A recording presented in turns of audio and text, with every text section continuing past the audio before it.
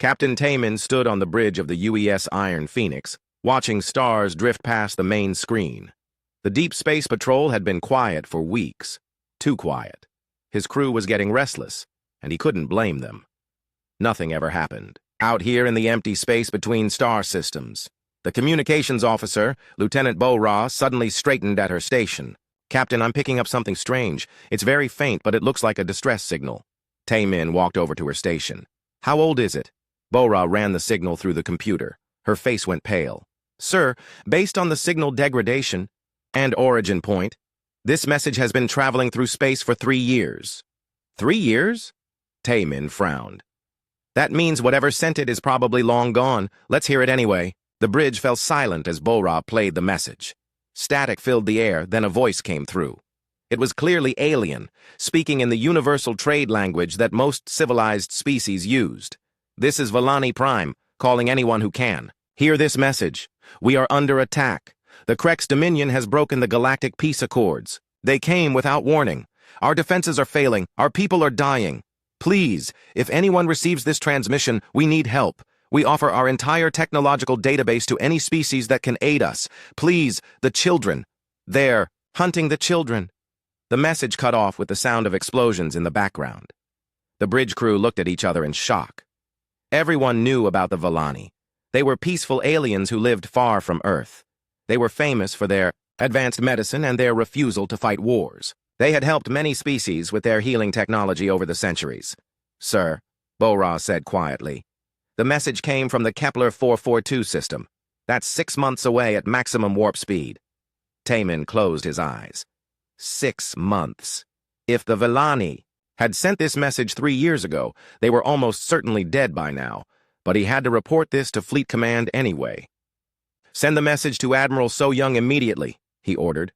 "Mark it as priority 1. 2 hours later, Taemin received orders to return to Earth immediately. The Admiral wanted to see the message herself and decide what to do about it. The journey back to Earth took 5 days. When the Iron Phoenix docked at Luna Station, Taemin was ordered to report to the flagship Terra's Wrath immediately. He had never been on the massive battleship before. It was the pride of the human fleet, armed with the most advanced weapons Earth had ever built. Admiral So Young was waiting for him in the main conference room. She was a small woman, but everyone in the fleet knew she was tougher than steel. She had fought in the border wars against the Centauri pirates and had never lost a battle. "Captain Taemin," she said as he entered, "I've listened to that message 15 times. Tell me what you think." Taemin chose his words carefully. "The Vellani are good people, Admiral. They've never hurt anyone. If half the stories about the Krex are true, then what happened to them was genocide." "The Krex," So Young said with disgust. "I've been reading their files all day. They're exactly what you'd expect from a warrior species that thinks might makes right. They've been expanding their territory for 50 years, and the Galactic Council does nothing but send angry letters." She stood up and walked to the big screen showing a map of known space. "The Krex Dominion has conquered 12 species in the past century. They either enslave the survivors or kill them all. The Galactic Council calls it regrettable but internal affairs." Taemin felt anger building in his chest. "What about the other major powers? Don't they care?" "The Altarian Republic says it's not their problem. The Century Federation is too busy with their own civil wars. The Crystal Collective doesn't involve itself in biological conflicts. Everyone just looks the other way because the Krex haven't attacked them yet." Admiral So Young turned back to face him. "But here's the thing, Captain. The Krex don't know about Earth. They think humans are just another weak species hiding in the Outer Rim. They have no idea what we're capable of." She pressed a button, and the conference room filled with other senior officers. Taemin recognized some of them from news reports. Admiral Park Dong-ho, the intelligence chief. General Lee Haijin, head of the Marines. Captain Kim Subin, the Navy's best tactical planner. "Ladies and gentlemen," So Young announced, "we're going to discuss something that could change everything for humanity. We have a chance to show the galaxy exactly what Earth stands for." Lieutenant Commander Dong-ho spoke first. "Admiral, I've been studying Krex tactics and psychology. They're brutal but predictable.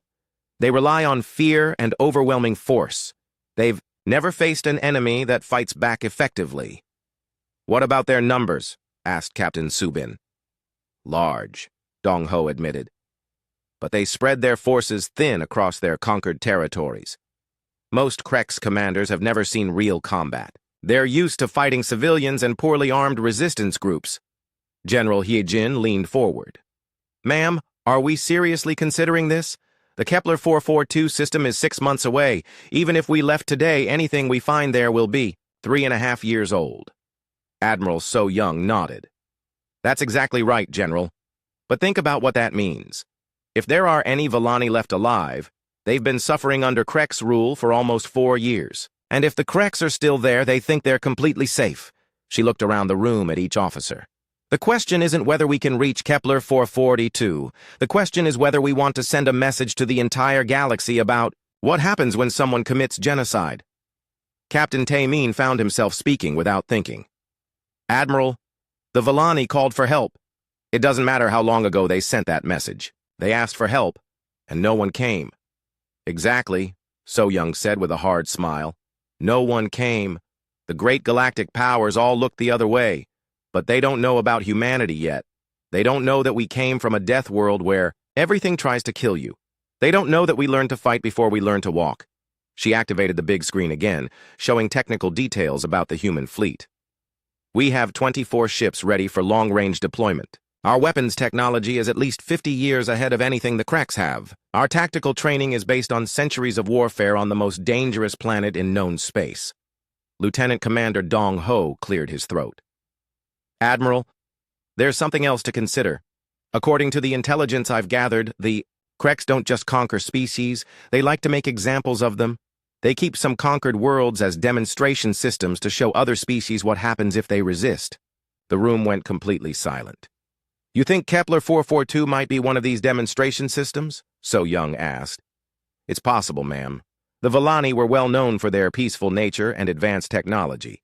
Destroying them would send a strong message to other pacifist species. General Hyejin's face was stone cold. If that's true, then there might still be Villani alive, being used as examples. Admiral So Young stood up slowly. Then we have our answer. We're going to Kepler 442, not to rescue the Villani, because we're probably too late for that. We're going to show the Krex and the entire galaxy what happens when you hurt innocent people while Earth is watching. She looked at each officer again. I want every ship we can spare ready to leave in 72 hours. Full combat loadout. We're going to hit the Krex so hard that every species in the galaxy will think twice before attacking civilians. Captain Taemin felt a chill run down his spine. This wasn't just a rescue mission. This was going to be a war. One more thing, Admiral So Young said as the meeting ended. From this moment on, this operation is classified at the highest level. The Krex think they're safe because no one cares about the Villani. Let's keep it that way until we arrive. As the officers filed out of the room, Taemin realized that humanity was about to announce itself to the galaxy in the most dramatic way possible. The age of hiding in the outer rim was over. The Krex had no idea what was coming for them. 6 months later, the human fleet dropped out of warp at the edge of the Kepler 442 system. Captain Taemin stood on the bridge of the Iron Phoenix, watching his sensors paint a picture of horror across the main screen. Where orbital cities should have been floating around Villani Prime, there was only debris. Massive chunks of metal and plastic drifted in slow, dead orbits around the planet. The beautiful ring stations that the Villani had built over centuries were gone, blown apart, and scattered across space.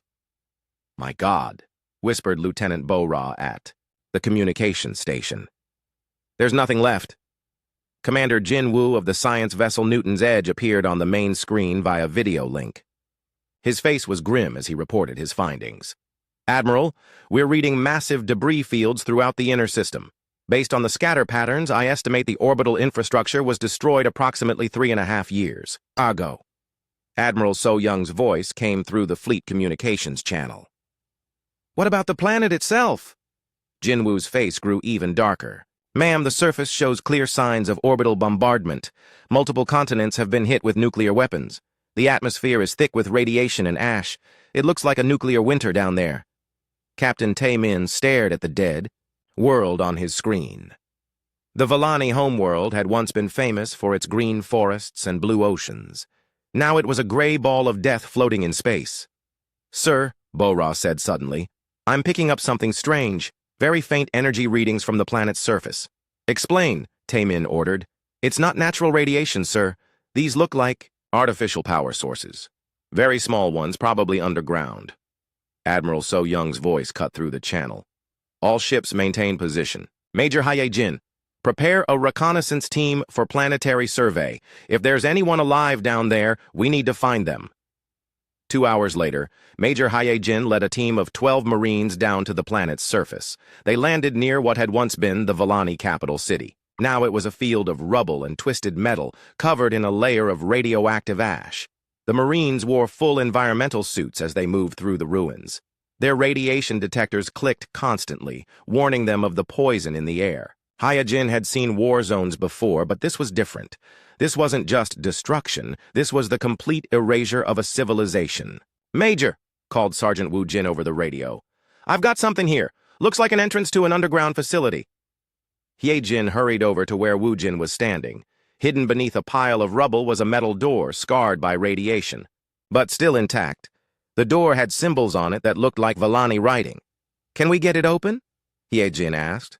"Already working on it, ma'am." The door opened with a hiss of escaping air. Beyond it was a tunnel leading down into darkness. The Marines activated their helmet lights and moved carefully into the underground passage. The tunnel led to a larger chamber carved out of solid rock. As they entered, motion sensors triggered emergency lighting, revealing a scene that made Hae-jin's heart break. Dozens of Vellani were huddled in the chamber, their large eyes blinking in the sudden light.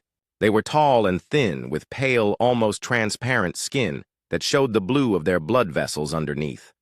Their clothes were worn and patched, and many of them looked sick from malnutrition. An elderly Vellani female stepped forward slowly. She spoke in the universal trade language, her voice weak but clear. "Are you real? Please tell me you are real and not another dream." Major Hae-jin removed her helmet, showing her human face. "We're real. We're here to help. I'm Major Hae-jin of the Earth Defense Force." The elderly Vellani's legs gave out, and she collapsed to her knees. "Earth," she whispered. "The message reached Earth." Other Vellani began to emerge from hidden corners of the chamber. Hae-jin counted at least 50 of them, including children. They all looked at the humans, with a mixture of hope and disbelief. "I am Silthira," the elderly female said, struggling to stand. I am the keeper of records for our people. We sent the message almost 4 years ago. We never knew if anyone received it."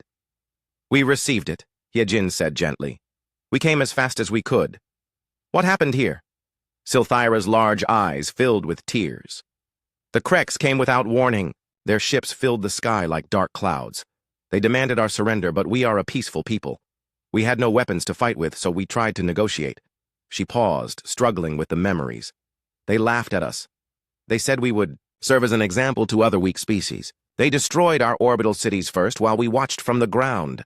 Then they bombed our planet." A younger Vellani male stepped forward.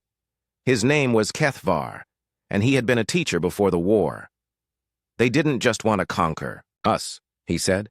"They wanted to destroy us completely. They said it would be a lesson for the galaxy." "How many of you survived?" Hae-jin asked. "Here in this shelter, we are 53, Silthira replied. "There are other shelters scattered across the planet. Perhaps 200 of us total from a population of 8 billion. The numbers hit Hae-jin like a physical blow. 8 billion Vellani, reduced to 200 survivors hiding underground. The Kreks are still here," Kethvar continued.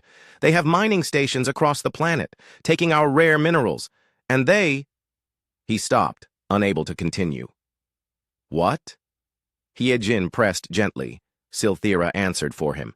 "They hunt us. For sport. They broadcast the hunts to their home worlds as entertainment. They call it pest control." Major Hae-jin felt a cold rage building in her chest. She had seen evil before, but this was something beyond human understanding. These aliens didn't just kill for resources or territory, they killed for fun. "How many Krek ships are in the system?" she asked. 2 full fleets, Silthira said. "Nearly 400 ships, but most of their crews are on the planet managing the mining operations or hunting." Hae-jin activated her radio. "Admiral So Young, this is Major Hae-jin. We have survivors. 53 in this location, approximately 200 total across the planet. Admiral So Young's voice was tight with controlled anger. What's the Krek's presence? 2 fleets, ma'am. 400 ships. The survivors report that most of the Krek's forces are on the planet's surface. There was a long pause before So Young responded. Major, get those survivors to a safe location and prepare a full report. We're going to show the Krek's why they should have left the Volani alone. Captain Taemin, listening from his ship, felt the same cold anger that was spreading through the entire human fleet. The Krek's had turned genocide into entertainment. They had broadcast the suffering of innocent people across their empire as a warning to others. But the Krek's had made one critical mistake. They had never faced an enemy from a death world. They had never fought against a species that had evolved to be predators. On the planet's surface, Silthyra looked up at Major He-Jin with her large, hope-filled eyes. You said you came from Earth. Are there many of you? He-Jin smiled grimly. Ma'am, there are 24 human warships in orbit above us. Each one carries enough firepower to level a continent, and every single human on those ships is absolutely furious about what happened to your people. For the first time in almost 4 years, Silthyra smiled. The Krek's think they are safe here. They believe no one will come to challenge them. They're about to learn differently, He-Jin said. The Krek's picked the wrong species to make an example of. Now they're going to become the example. As the human Marines worked to evacuate the Volani survivors to safe locations, Admiral So Young was already planning the attack that would change galactic history. The Krek's had spent 4 years believing they were untouchable. In 18 hours, they would discover what happens when predators from a death world decide to hunt the hunters. The age of Krek's dominance was about to end in fire and fury.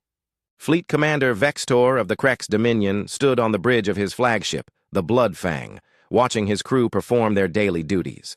The Kepler 442 system had been a peaceful posting for 3 years now. The Volani were completely broken, and no other species dared to challenge Krek's authority here. Vextor was a typical Krek's warrior, standing nearly 8 feet tall, with gray-scaled skin and razor-sharp teeth. His species had evolved from pack hunters on a harsh world, but centuries of technological superiority had made them lazy. They no longer needed to be clever hunters when their weapons could destroy entire planets. Commander, called Sub-Commander Rakhth from the sensor station. I'm detecting some unusual readings at the edge of the system. Vextor barely looked up from his daily reports. Define unusual. Small energy signatures, sir. Could be debris or maybe asteroids with metallic cores. Mark their positions and ignore them, Vextor said with boredom. Unless they're heading toward our mining operations, they're not our problem. This casual dismissal would be the first of many mistakes the Krek's made that day. At the edge of the system, Admiral So Young watched the Krek's fleet through the advanced sensors of the Terra's wrath. The enemy ships were spread out in a loose defensive formation around the planet, but it was clear they weren't expecting trouble. Many of their vessels were powered down to minimum levels, and their patrol patterns were predictable and sloppy.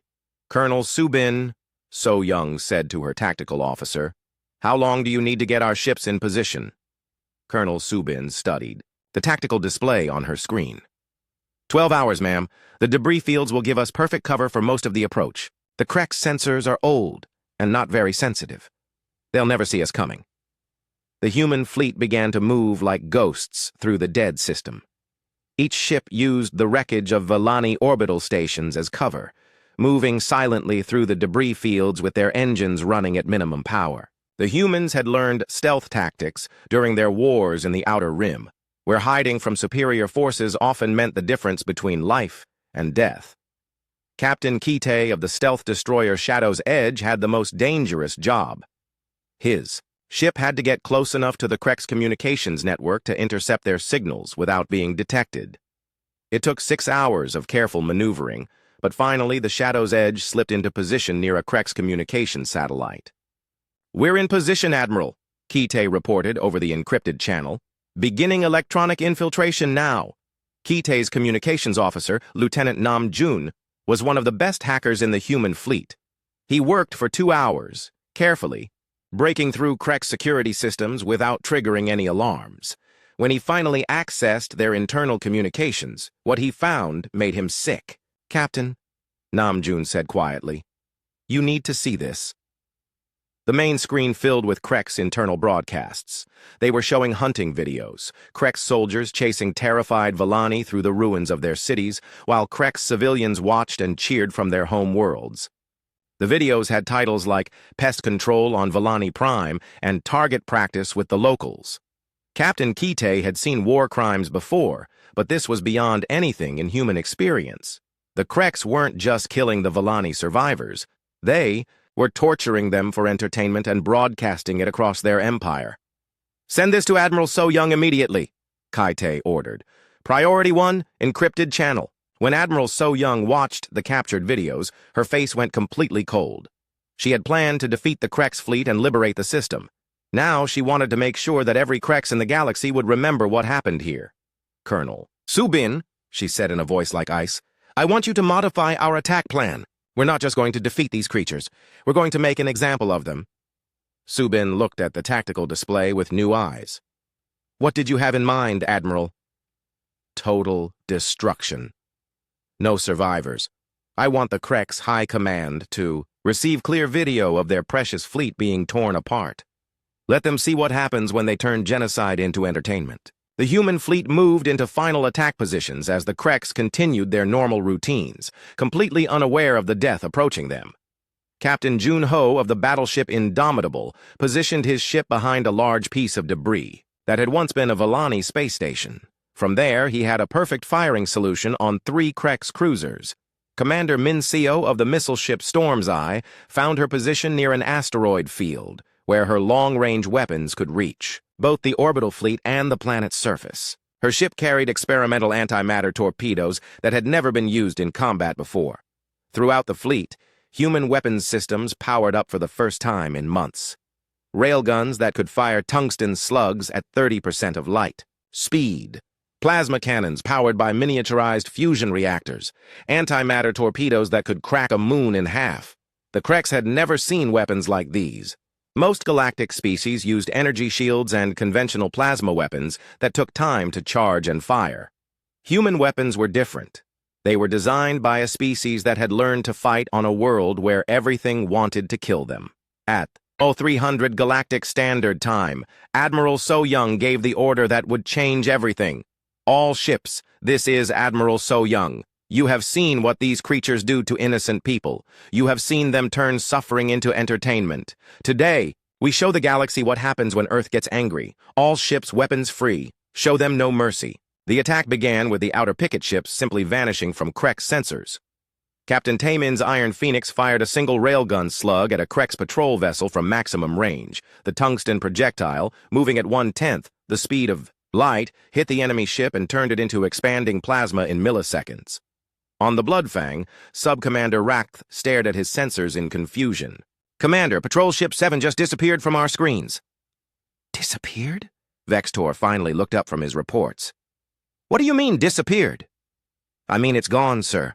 One moment it was there, the next moment there was nothing but energy discharge." Before Vextor could respond, 3 more patrol ships vanished in bright flashes of light. The Kreks fleet began to stir as commanders tried to figure out what was happening. "Unknown contacts!" Rakth shouted. "Multiple ships decloaking throughout the system!"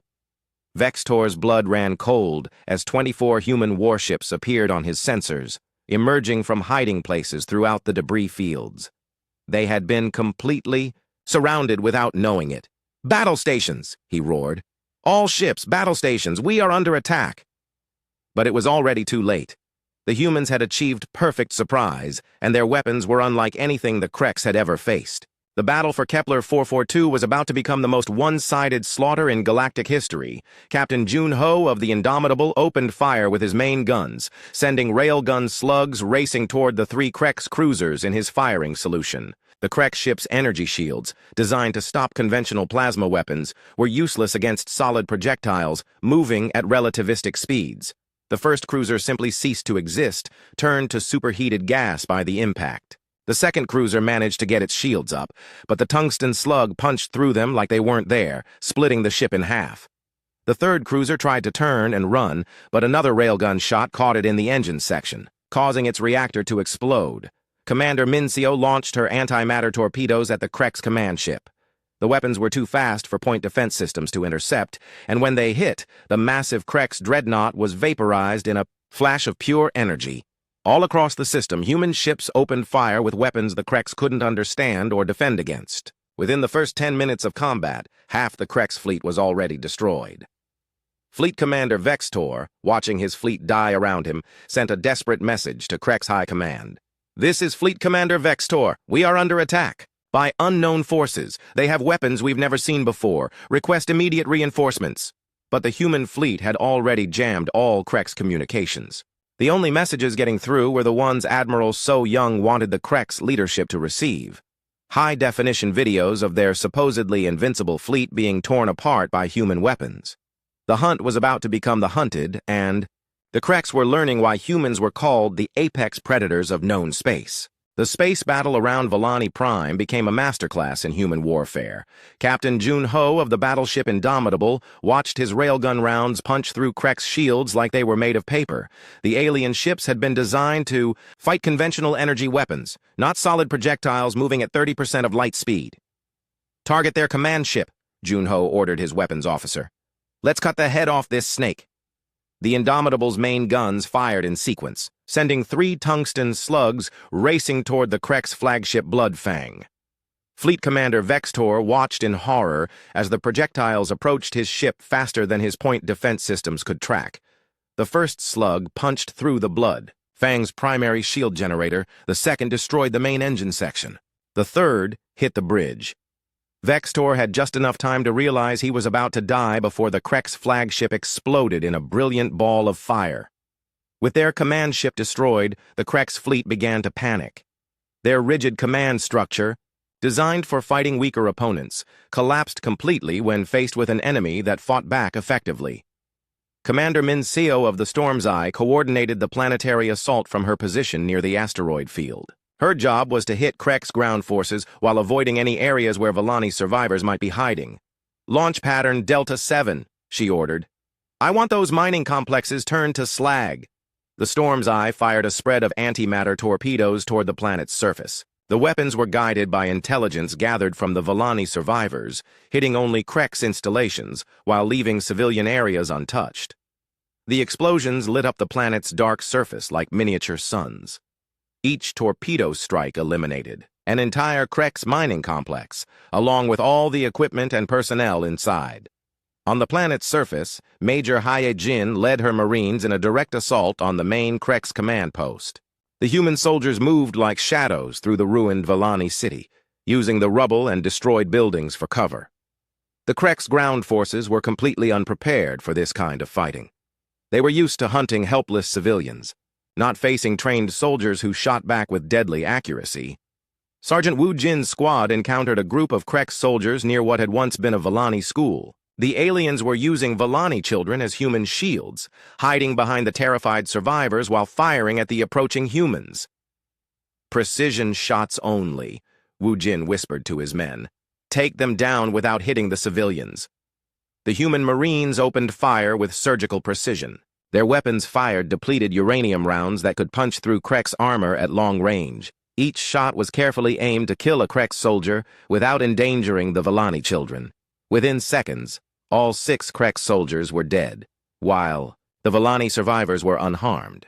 This scene was repeated across the planet as human forces demonstrated a level of accuracy and tactical skill that the Krex had never encountered. While most galactic species relied on overwhelming firepower and rigid tactics, humans adapted constantly to changing conditions. Major Haiwan exemplified this adaptability when her dropship was shot down over a Krex mining complex. Instead of calling for extraction, she led her 12 surviving Marines in a guerrilla campaign that turned the entire facility into a death trap. The Krex miners and guards found themselves facing an enemy that used everything as a weapon. Abandoned mining equipment became improvised explosives. Structural supports were cut to cause tunnel collapses. Even the facility's own security systems were turned against its defenders.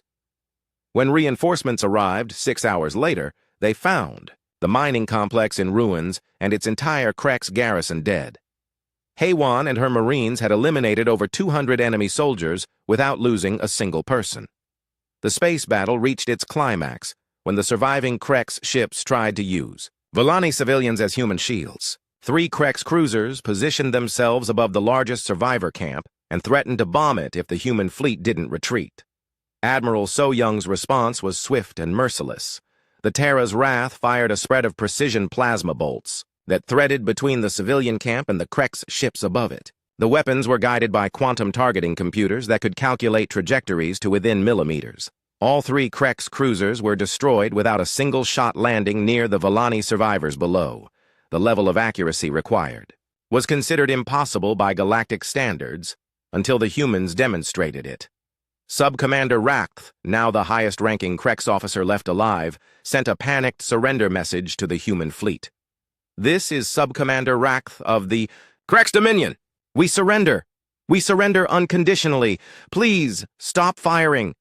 Admiral So Young's reply was broadcast on all frequencies so that every Krex survivor could hear it.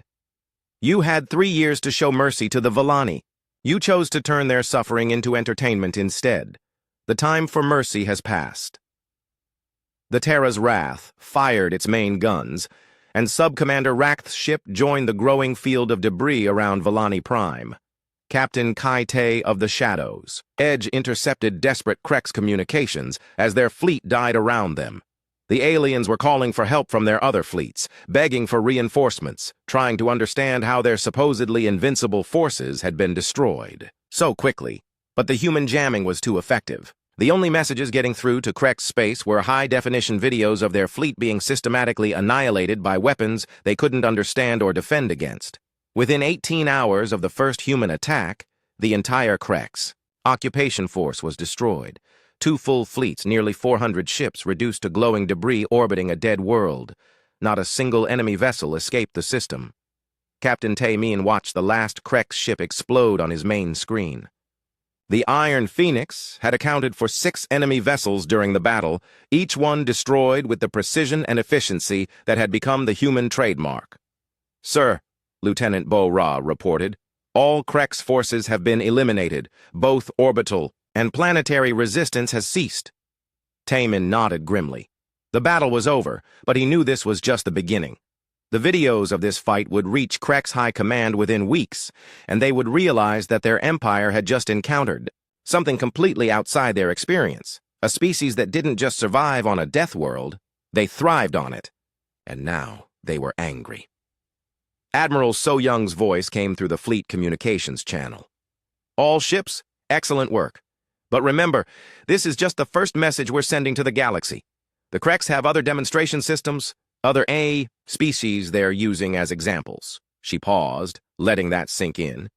"We're going to visit every single one of them. By the time we're finished, the Krex Empire will understand what happens when they turn genocide into entertainment." Captain Jun-Ho of the Indomitable smiled grimly as he surveyed the debris field that had once been a Krex fleet. The aliens had made the mistake of thinking humans were just another weak species that could be intimidated. They were about to learn that some species don't just fight to survive, they fight to make sure their enemies never threaten anyone again. The liberation of Kepler 442 was complete, but the war for galactic justice was just beginning. And the Krex were going to discover why the galaxy would soon whisper about Earth in equal parts awe and terror. The Deathworlders had announced themselves to the universe, and their message was written in the burning wreckage of those who preyed on the innocent. The aftermath of the battle revealed horrors that made even hardened human soldiers sick. Captain Do-hyun led investigation teams through the conquered Volani settlements, documenting evidence that would serve as humanity's justification for what was about to happen. In the ruins of what had once been Volani Prime's largest city, Do-hyun's team found mass graves containing thousands of bodies. The Krex hadn't just killed the Volani quickly, they had tortured them first, conducting cruel experiments to see how much pain the peaceful aliens could endure. "Sir," called Corporal Yu Jin from across the excavation site, "you need to see this." Do-hyun walked over to where Yu Jin was standing. The corporal had uncovered a Krex data terminal, still partially functional despite the battle damage. "It's their record-keeping system," Yu Jin explained. "They documented everything they did here, every torture session, every hunt, every execution. They kept detailed files like it was scientific research." Do-hyun accessed the terminal and immediately wished he hadn't. The Kreks had categorized their victims by species, age, and how long they could survive various forms of torture. They had breeding programs designed to create more victims for their entertainment. They had even sold hunting licenses to wealthy Krek civilians who wanted to kill Villani survivors for sport. "Copy everything," Do-hyun ordered, fighting down his nausea. The galaxy needs to see what these monsters really are. Meanwhile, Commander Unji was coordinating the humanitarian effort to help the surviving Villani. Human medical teams had set up emergency shelters in the underground bunkers, providing food, clean water, and medical care to the traumatized survivors. Dr. Park Sung-min, the fleet's chief medical officer, worked alongside Villani healers to treat radiation sickness and malnutrition. The peaceful aliens had lost everything, but they were amazed by human kindness. "Why are you helping us?" asked Kethvar, the young Villani teacher. "Your species barely knows us. We have nothing to offer you in return." Dr. Sung-min looked up from the patient he was treating.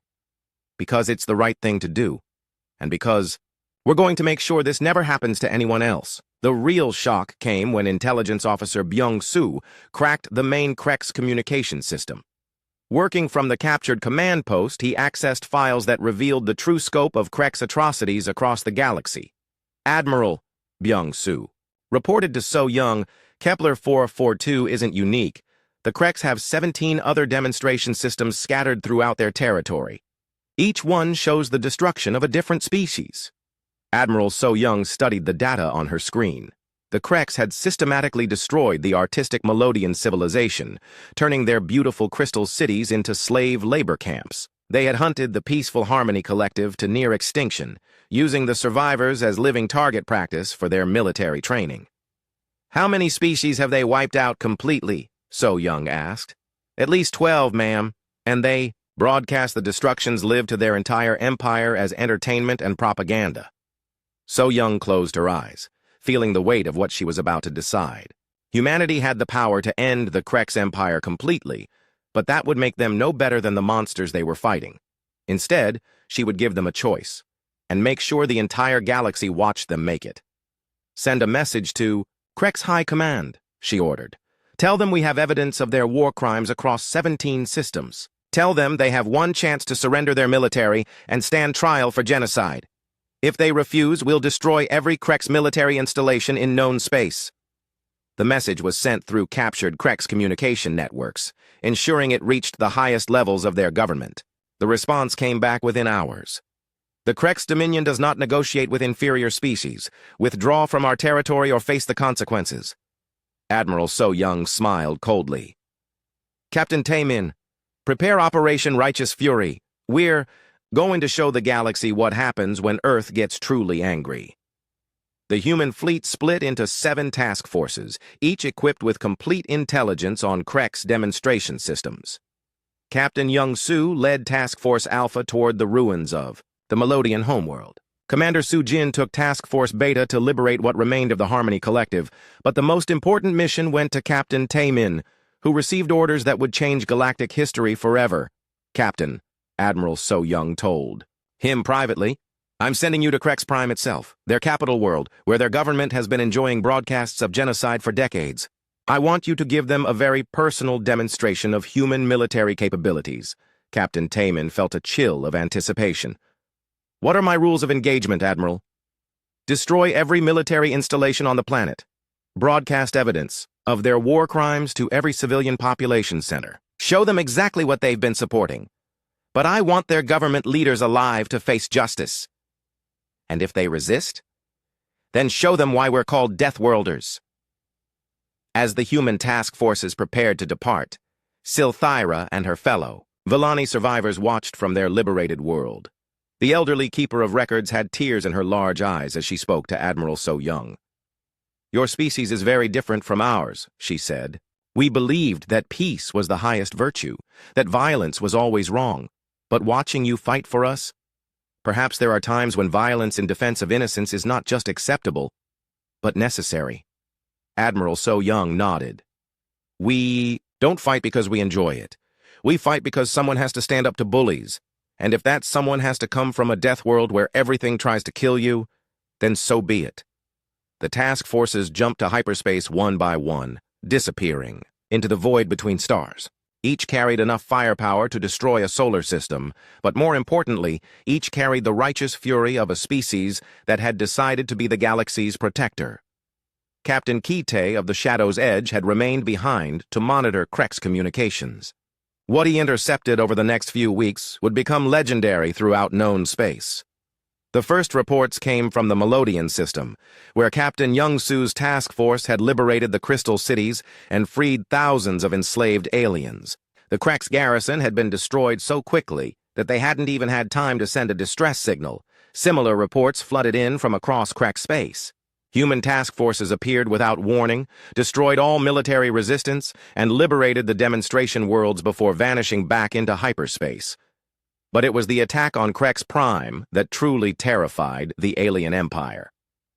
Captain Taemin's task force dropped out of hyperspace directly above the Krek's capital world. The planet's orbital defenses, designed to stop conventional attacks, were useless against human weapons. The Iron Phoenix and her escorts didn't target civilian areas. Instead, they systematically destroyed every military base, every government, building, every symbol of Krek's authority. At the same time, they broadcast the evidence of Krek's war crimes to every communication network on the planet. For the first time in their history, ordinary Krek's civilians saw what their government had been doing in their name. The footage of Volani children being hunted for sport, of entire species being tortured to death for entertainment, of genocide being turned into a business model. The Krek's High Command, trapped in their fortified bunker beneath the capital city, sent increasingly desperate messages to their remaining fleets. But those fleets were scattered across the galaxy, and the humans were picking them off one by one. Within 3 months of the liberation of Kepler 442, the Krek's empire had lost its entire military. Their demonstration worlds were free. Their fleets were destroyed, and their government was hiding underground while their own people rioted in the streets above. The galaxy watched in amazement as a single human fleet accomplished what the great galactic powers had claimed was impossible. The Krek's empire, which had terrorized civilized space for centuries, was collapsing like a house of cards. And in the ruins of Volani Prime, Silthyra looked up at the stars and whispered a prayer of thanks to the deathworld called Earth, whose children had traveled across the void to answer a cry for help that was 3 years old. The age of Krek's dominance was over. The age of human protection had begun. 3 months after the liberation of Kepler 442, the galactic community was in shock. Reports flooded in from across known space as the impossible became reality. The Krek's empire, which had terrorized civilized worlds for over a century, was collapsing in total defeat. The attack on Krek's Prime had become the stuff of legend.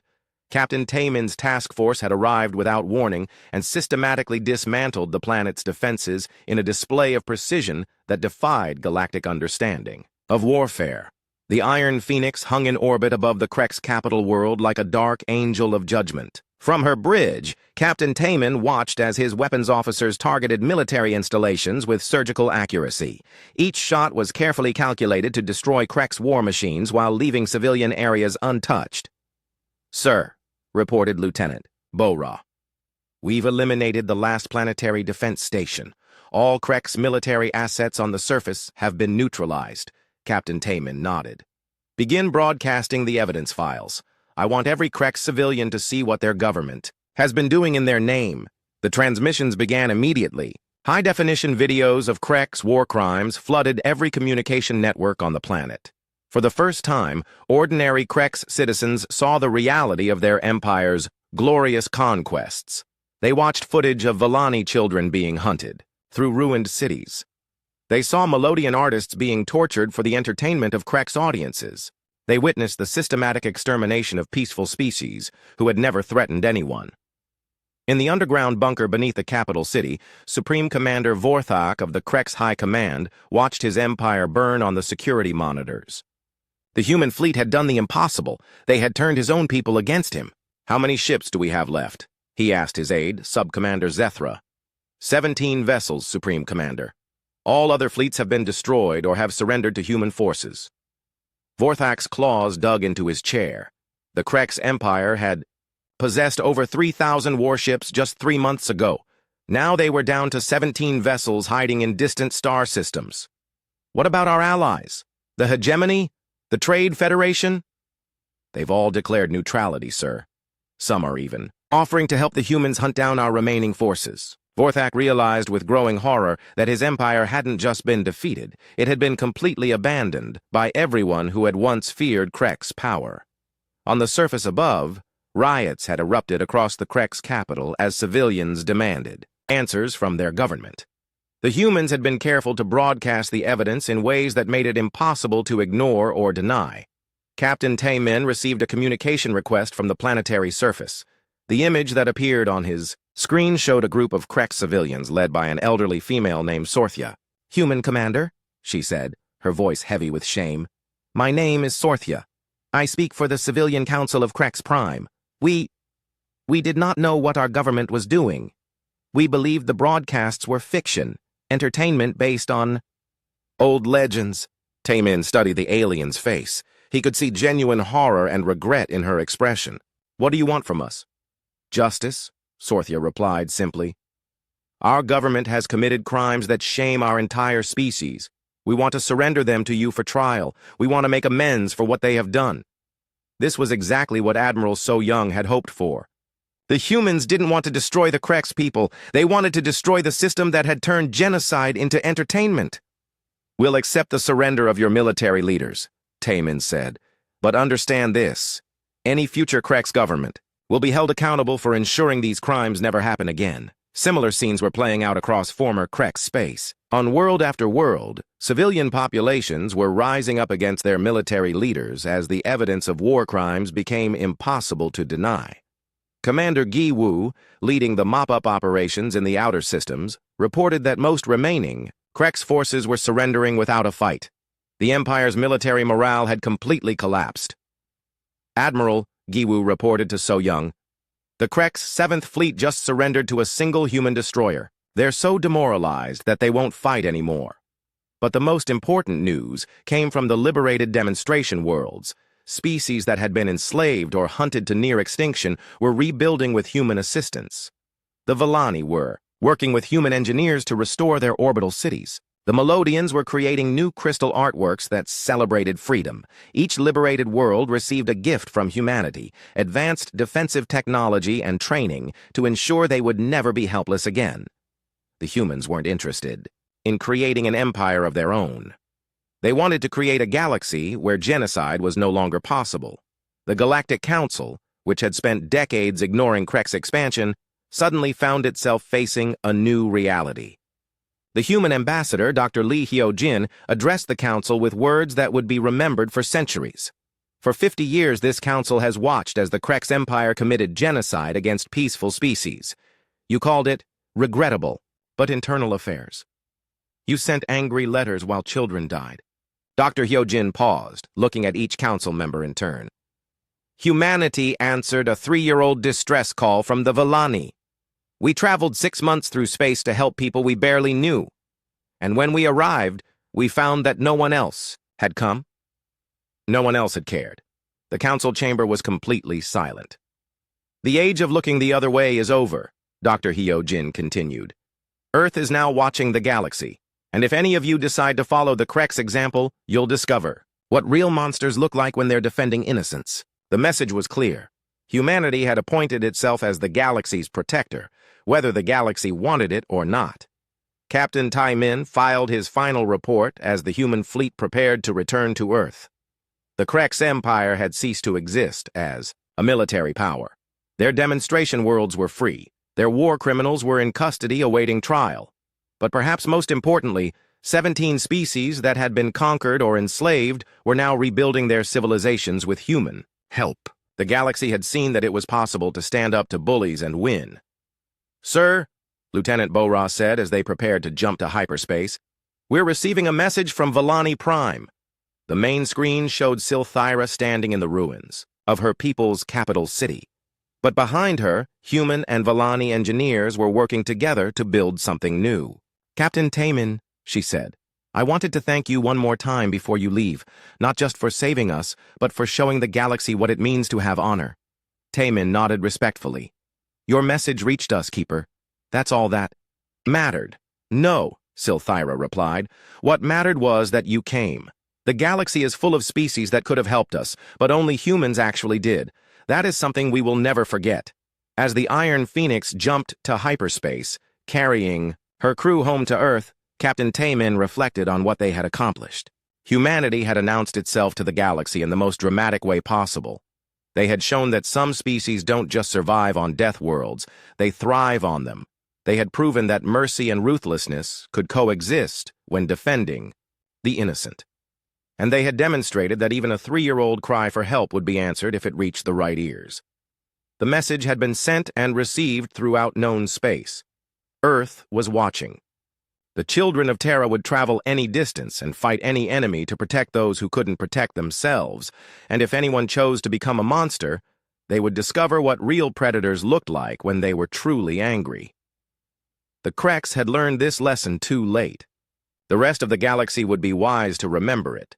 In the depths of space, far from any star, the last few Krex warships fled toward the galactic rim. Their crews knew they could never return home. They had seen what happened when humanity decided to hunt the hunters. Behind them, the galaxy began to rebuild under the protection of the species from the third planet of a small yellow star, a world the universe now whispered about in equal parts awe and terror.